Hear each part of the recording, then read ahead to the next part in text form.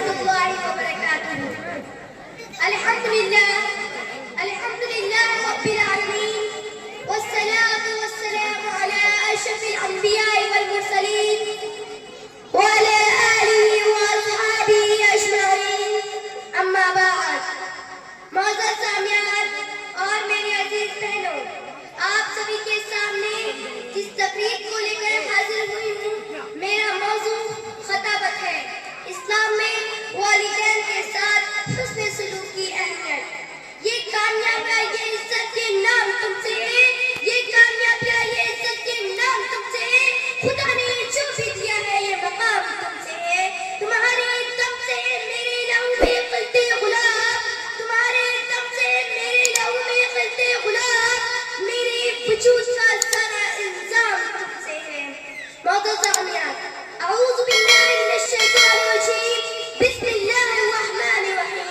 وَقَضَىٰ رَبُّكَ أَلَّا تَعْبُدُوا إِلَّا إِيَّاهُ وَبِالْوَالِدَيْنِ إِحْسَانًا۔ آپ کا رب یہ فیصلہ کر چکا ہے تو اس کے ساتھ کسی کو شریک مت کرنا اور والدین کے ساتھ حسن سلوک کرنا۔ میری پیاری بہنوں، عبادت اور توحید کے بعد اگر کسی کی اطاعت و خدمت اور اس پر خرچ کرنے کی بات کی گئی ہے تو وہ والدین ہیں۔ اس لیے کسی کا مقام عزت و وقار اور حسن سلوک دنیا میں کسی کے لیے ہے تو وہ والدین کے لیے ہے۔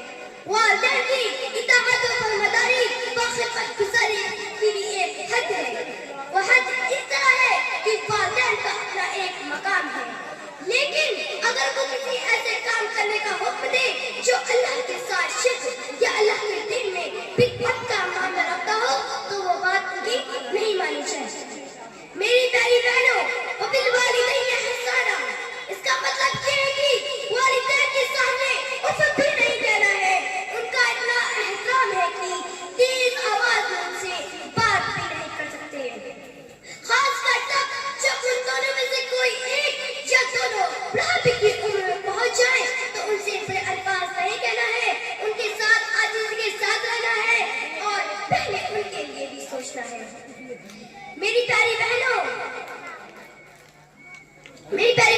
وَقُلْ رَبِّ ارْحَمْهُمَا كَمَا رَبَّيَانِي صَغِيرًا، اس کا مطلب یہ ہے کہ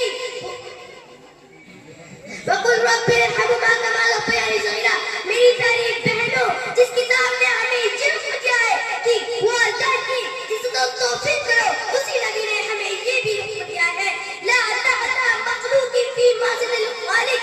یہ تو بہت ہی خطرناک بات ہو گئی کہ جس کتاب نے ہمیں والدین کی فرمانبرداری کرنے کو کہا، اسی کتاب کی یہ بات تو مانا ہے کہ والدین کے ساتھ بہترین سلوک کرے، ان کے ساتھ عاجزی کے ساتھ رہو، لیکن اسی کتاب نے ہمیں یہ بھی حکم دیا ہے کہ اللہ کی نافرمانی میں مخلوق کی بات نہیں مانی جائے گی۔ جیسے والدین شرک کرنے کو کہے یا کہے نماز مت پڑھو یا اس کی اطاعت مت کرو، تب ان کی بات نہیں مانی جائے گی۔